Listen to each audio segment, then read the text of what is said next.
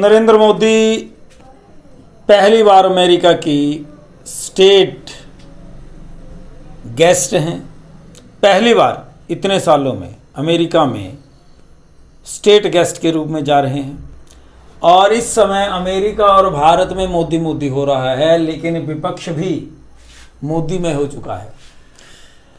एक तरफ जहां पूरी दुनिया नरेंद्र मोदी की तरफ आशा की नज़रें गड़ाए बैठी है, वहीं विपक्ष भी नज़रें तो गड़ाए बैठा है, लेकिन ये देखने के लिए कि कमी क्या रह गई होगी। जी हाँ, विपक्ष का काम ही यही होता है और अगर विपक्ष ना हो तो राजा निरंकुश भी हो सकता है। लेकिन हम बात करने वाले हैं अमेरिका और भारत के जो इस समय संबंध हैं।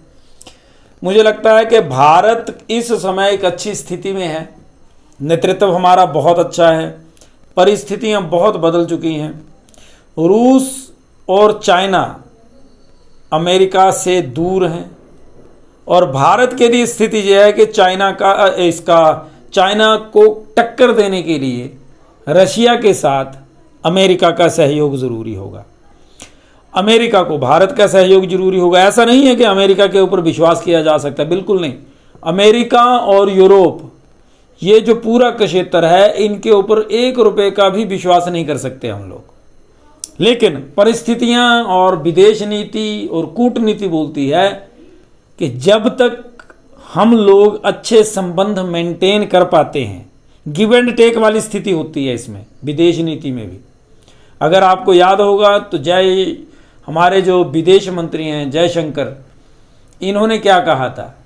इन्होंने साफ साफ बात कही थी कि जब हमारे भारत के ऊपर पाकिस्तान ने अटैक किया था तो अमेरिका पाकिस्तान का सहयोगी था। क्यों? क्योंकि उस समय आपकी अपनी ज़रूरत रही होगी। ऐसे ही भारत अब अगर कोई नीति बनाएगा तो हम अपने ढंग से बनाएंगे। हमारे देश को, हमारे समाज को अगर फ़ायदा होगा वही नीति बनेगी। हम आपकी इच्छा के अनुसार नहीं चलेंगे और चलना चाहिए भी नहीं। ये जवाब बहुत गूढ़ नहीं था, बिल्कुल स्पष्ट था और अमेरिका और यूरोप को ये समझ आ चुका है।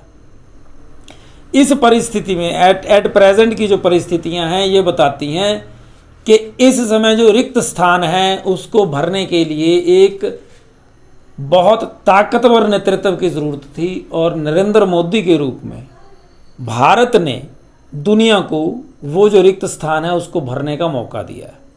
अब इसमें सिर्फ नरेंद्र मोदी नहीं, हम सभी को आवश्यकता होगी, भारत के सभी नागरिकों की ये हमारी ज़रूरत है कि हम लोग बहुत मेहनत करें अपने देश को आगे ले जाने में।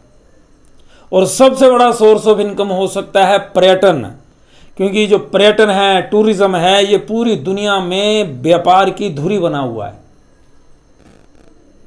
और अगर भारत में पर्यटन बढ़ जाए तो उसके जैसी रीस कोई नहीं, क्योंकि भारत के पास बहुत कुछ ऐसा है जो पूरी दुनिया मिलकर के भी नहीं पर्यटकों को दे सकती। ज़रूरत सिर्फ इस चीज़ की है कि हम लोग जो भारत के साधारण नागरिक हैं, हम लोग भी अपनी जिम्मेदारी समझें और जितने भी हमारे यहाँ मेहमान आए हम उनको अच्छे से अच्छा आओ भगत करें और अच्छे से अच्छा उनके साथ व्यवहार करें और अच्छे से अच्छी उनको रहने की सुविधाएं दें। उनके साथ किसी तरह का गलत व्यवहार ना हो, लूट खसूट ना हो, बेईमानी ना हो। वो आए तो उनको महसूस हो कि अगर हम इंडिया में जा रहे हैं तो बस अपना घर है वो। इस तरह की सोच हम लोगों को भी बनानी है। देखिए, प्रेजेंट टाइम्स में, इस समय वर्तमान में भारत की जो इलेक्ट्रॉनिक एक्सपोर्ट है, निर्यात है, बहुत ज़्यादा 70% से अधिक बढ़ गया, 75 के लगभग है बढ़ा हुआ। वैसे ही खिलौनों में, उसके बाद अब भारत हथियार भी बनाने लगा है। और जो पिछले दिनों आपने देखा होगा, जो अफ्रीकी कंट्रीज़ हैं उनके साथ जो भारत के संबंध गहरे होते जा रहे हैं, वो उसका फ़ायदा भारत को हथियार बेचने में भी मिलेगा, क्योंकि जो भारत के हथियार हैं वो सस्ते हैं लेकिन अच्छी क्वालिटी के हैं। ठीक है ना? भारत का जो जहाज बन रहे हैं, हेलीकॉप्टर्स हैं, ये उन जो साधारण देश हैं जो बेचारे संघर्ष कर रहे हैं अपने अस्तित्व के लिए, उनके खर्चे में आने वाले हैं। तो ये जो विदेश नीति है उसका एक बहुत अच्छा पक्ष ये है कि भारत अमेरिका के साथ इस समय दोस्त भी है और कंपटीटर बन के भी खड़ा है, क्योंकि अमेरिका या चाइना या और देश छोटे देशों के लिए हथियार नहीं बना पा रहे हैं, इनके हथियार महंगे हैं। अब भारत को बैलेंस बना करके चलना है, छोटे देशों को भी साथ में लेना है और उनको अपना सामान देना है, बेचना भी है। अमेरिका के साथ कंपटीशन भी करना है लेकिन सहयोग भी करना है। ये दो अलग अलग चीजें लेकर के चलने का वक्त है इस समय, और ये कुशल नेतृत्व की आवश्यकता है। साथ ही साथ मैं फिर कह रहा हूं, भारत की जनता का बड़ा महत्वपूर्ण रोल होगा। भारत की जनता को बहुत कुछ देख करके सह करके इस जो मुहिम शुरू हुई है इस समय, एक तरह से जिसको बोलते हैं हम लोग सुई अब आगे बढ़नी शुरू हुई है नेतृत्व की, तो इसमें हम सब की जिम्मेदारी है। हम किस जाति से हैं, किस धर्म से हैं, इससे पहले हम हिंदुस्तानी हैं, भारतीय हैं। अब आप देखिए G20 की मीटिंग्स कश्मीर में हो रही हैं, तो क्या कश्मीर में पर्यटन नहीं बढ़ रहा है? विदेशी पर्यटक आ रहे हैं। नॉर्थ ईस्ट में चले जाइए, नॉर्थ ईस्ट में इस समय भारत ने कितना बड़ा काम किया।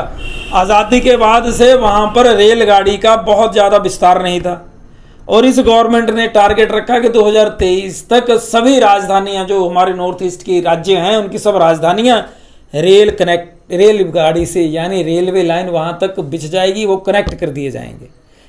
और G20 की मीटिंग्स नॉर्थ ईस्ट में भी हो रही हैं, तो क्या वहाँ पर्यटक नहीं बढ़ेंगे? फिर उसके बाद साउथ में चले जाइए, आप नॉर्थ में आ जाइए, चंडीगढ़ में है।